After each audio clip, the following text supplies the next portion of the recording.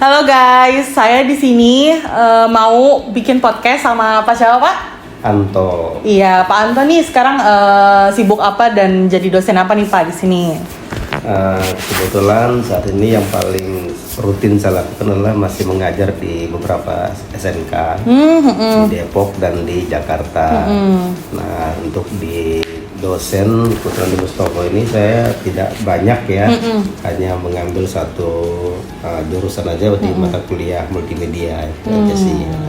Berarti multimedia itu periklanan ya Pak? Ya, di periklanan. Jadi nih Pak Anto pernah ngajar broadcast guys di saya waktu semester 5 gitu. Makanya saya pilih Pak Anto buat jadi narasumber saya gitu. Jadi saya tuh sebenarnya pengen nanya-nanya Pak, karena di sini kan saya kan angkatan pertama broadcast ya. Iya. Jadi kan karena Bapak juga pernah ngajar saya, jadi saya pengen nanya-nanya soal pandangan broadcast menurut Bapak gitu. Oh iya. Jadi tema saya kali ini mengenalkan broadcast di Fakultas Ilmu Komunikasi gitu Pak. Jadi pengen membangun gimana sih broadcast di dunia kreatif Vkom ini gitu. Oke. Jadi nanti kita breakdown per poin-poin gitu aja sih Pak paling. Saya pengen nanya nih yang pertama, menurut Bapak tuh broadcast sendiri tuh apa sih Pak? Baiklah. Oke. Selamat bertemu dengan saya ya, kembali dengan Kesa ya. Ini luar biasa, mahasiswa saya ini cantik, energik, jauh-jauh ke sini. Dari Ancol saya Pak. Iya ya. Betul. Itu bukan semanis berat Ancol. Bukan, jangan dong. Ya. Broadcast itu sendiri sebenarnya adalah kalimat yang sering kita lakukan, sering kita bahas. Pada prinsipnya broadcast itu adalah dunia penyiaran. Nah, bagaimana kita menyampaikan sebuah informasi kepada pemirsa terkait dengan hal-hal yang bersifat kejadian, ya sebenarnya kejadian di masyarakat kita. Ya para prinsipnya seperti berita gitu kan ya. Itu kan lebih cenderung kepada dunia penyiaran. Akan tetapi ke sini semakin berkembang dunia penyiaran itu tidak hanya bentuknya informasi. Nah, dunia penyiaran itu dikembangkan adalah bagaimana caranya supaya penonton kita ini tidak hanya menonton informasi tapi juga terhibur. Betul. Terhibur. Akhirnya dibuatlah kesepakatan bersama oleh ahli-ahli dalam dunia broadcasting yang waktu itu saya pernah dengar dari Jerman, Italia, dan Australia. Bahwa dalam dunia penyiaran ini kita kategorikan di televisi yang dikategorikan menjadi karakter. Karakter televisi itu selain ada 4 jadinya ya, memberikan informasi, memberikan edukasi, entertainment yang ketiga, yang keempat adalah propaganda. Propaganda itu artinya memberikan pengaruh kepada penonton. Apa sih pengaruh penonton ketika kita membuat sebuah program? Betul. Nah, dari 4 itu lagi kita pecah lagi menjadi namanya format acara televisi penyiaran. Apa itu? Ada news, ada non drama, ada drama. Seperti itulah dunia penyiaran kita itu. Gitu guys, sangat informatif banget nih soalnya dapat dari dosennya langsung. Jadi makna broadcast menurut Panto tuh kayak gitu guys, gitu. Jadi seru banget deh pokoknya di broadcast soalnya belajar Panto. Jadi saya pengen nanya lagi nih Pak. Menurut Bapak tuh karena di sini kan mungkin karena angkatan pertama broadcast tuh di saya kan waktu kemarin tuh. Jadi mungkin yang belum tahu nih Pak keunggulan apa aja sih yang ada di broadcast di Vkom Mustopo ini? Oh iya.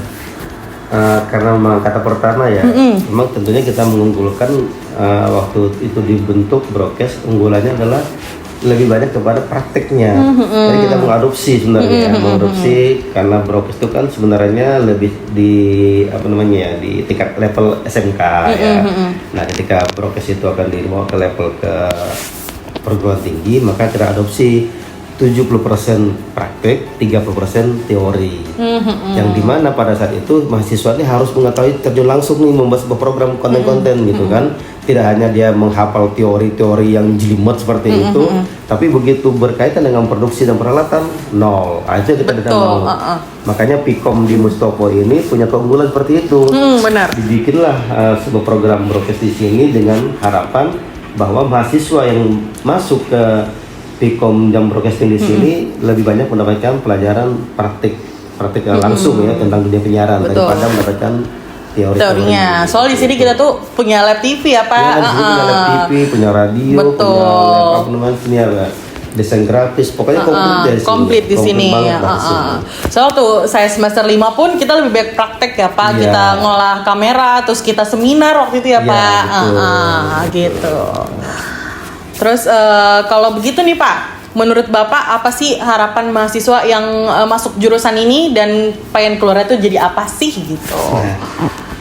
Itu yang paling utama. Tentunya kita berharap mahasiswa yang masuk ke Vkom Mustopo dan mengambil jurusan broadcast ini ya mendapatkan potensi yang mereka harapkan. Karena itu tadi saya bilang, ketika kita memilah dunia penyiaran, mahasiswa ini mau jadi apa sih? Kan biasanya setahu ya, maaf ya, saya kan keliling juga di beberapa kampus ya yang ada komunikasinya, broadcasting. Mahasiswa yang masuk di jurusan broadcasting hanya lebih diunggulkan pada public speaking aja, public speaking. Dia hanya bisa lebih cenderung pada bagaimana mengelola berdialog, berkomunikasi yang baik dengan penonton dan sebagainya. Tapi lupa potensi yang sesungguhnya ini apa yang ada di mahasiswa ini. Contoh ya, mahasiswa kalau ingin menjadi seorang sutradara tidak hanya harus pandai berbicara, tapi dia harus menguasai teknik. Betul. Mahasiswa yang hobi menulis, ya kita arahkan menjadi seorang penulis yang handal. Mahasiswa yang senang ngedit, ya arahkan editing yang baik dan benar dalam sebuah program tersebut. Seperti itulah yang kita harapkan para mahasiswa. Dan outputnya nanti apa? Ya broadcasting sekarang luas ya. Tidak hanya televisi, film, sebagainya. Wah, dunianya sangat terbuka luas untuk potensi-potensi tersebut diterima menjadi tenaga kerja maupun membuka lapangan kerja sendiri. Betul, bisa membuka lapangan kerja sendiri ya Pak. Sangat punya kesempatan luas. Iya, bisa mandiri lah intinya ya. Ya, seperti itu guys. Jadi kalau misalkan calon-calon mahasiswa nih yang masih bingung, terus pengen masuk Mustopo, terus pengen masuk broadcast, kan karena kita kan tema di sini kan ngejelasin ngenalin broadcast di Vkom ini ya. Jadi jangan ragu lagi guys ya Pak, gitu. Terus menurut Bapak nih peluang karir dari jurusan ini tuh banyak gak sih Pak? Sangat banyak. Oh, sangat banyak ya. Karena di dunia penyiaran ini kan tidak satu bidang aja yang digeluti ya. Tadi di kesempatan sebelumnya sudah saya sampaikan. Kalau di televisi itu ada, kalau sutradara tuh ada istilah sutradara televisi. Nah, kalau dalam istilah populernya dipanggil dengan PD atau program director. Program director. Lalu asistennya lagi floor director. Untuk di kamera sendiri. Lalu ada di tim artistik, lighting, audio, ya penyiar itu sendiri nanti bisa jadi host, bisa jadi presenter, bisa jadi news anchor, editor dan sebagainya. Oh, luas banget, banyak sekali peluang-peluang. Tinggal bagaimana nanti si mahasiswa itu menggali potensinya. Betul, dia ada di mana nih potensi dia sendiri. Nah, apalagi Mustopo ini menyediakan wadah yang bentuknya adalah Mustopo TV. Benar, fasilitasnya lengkap banget lah ya Pak. Kurang apa lagi gitu loh ya. Betul, gitu guys. Jadi nih Pak, tips buat mahasiswa-mahasiswa nih yang masih bingung memilih jurusan, mendingan jurusan broadcast aja nggak sih Pak? Kalau menurut saya mending broadcast. Iya kan? Karena luas, benar. Fleksibel banget broadcast. Fleksibel banget guys. Soalnya di sini juga meskipun kita jurusan baru ya Pak, di sini udah lengkap banget gitu. Lengkap. Karena di sini Vkomnya kita juga bagus ya Pak. Vkom di sini kalau kemarin saya ngobrol-ngobrol tuh ternyata yang pertama di Indonesia. Betul. Ini dia. Iya benar emang Vkom pertama tuh di Mustopo guys. Mustopo, ya. 1960-an lah ya Pak ya. Betul. Benar. Ngikut yang lain. Jadi guys, kita tuh udah berdiri dari 1960-an. Jadi udah Vkomnya tuh udah terbukti lah, udah bagus. Meskipun kita jurusan pertama, tapi udah unggul banget guys gitu.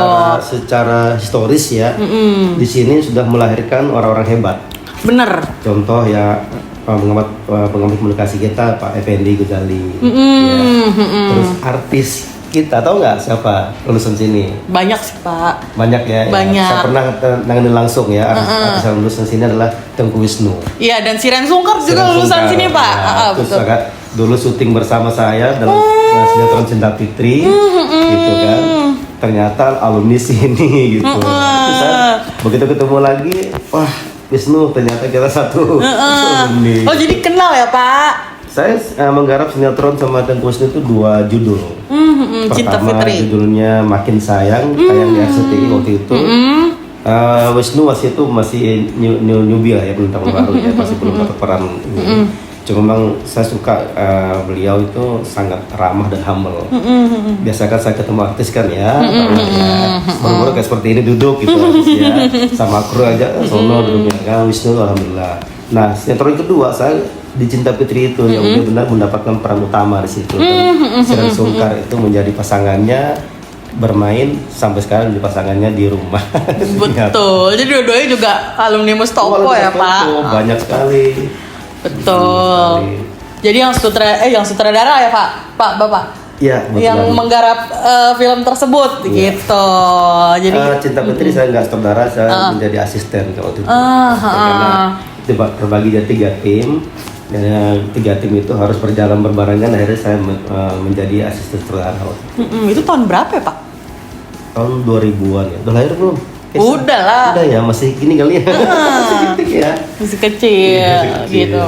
Karena segini-gini biasa ya. Jadi gitu guys. Jadi kita udah jelasin dari poin per poin penjelasan apa sih keunggulan di broadcast Viko Mustopo ini, dan dosen-dosennya juga keren-keren. Nih contoh Pak Anto gitu. Keren ya? Keren dong. Keren. Ya di sini tuh banyak banget guys, kayak lulusan-lulusan yang bagus banget. Ada juga yang jadi konten kreator ya Pak. Iya, banyak sekali di sini gitu. Jadi kalau kalian yang masih bingung pengen masuk jurusan apa, kayaknya broadcast di Viko Mustopo ini jawaban yang tepat guys gitu. Betul. Masih ya Pak udah mau jadi narasumber saya nih. Betul. Ya sampai di sini aja guys. Bye.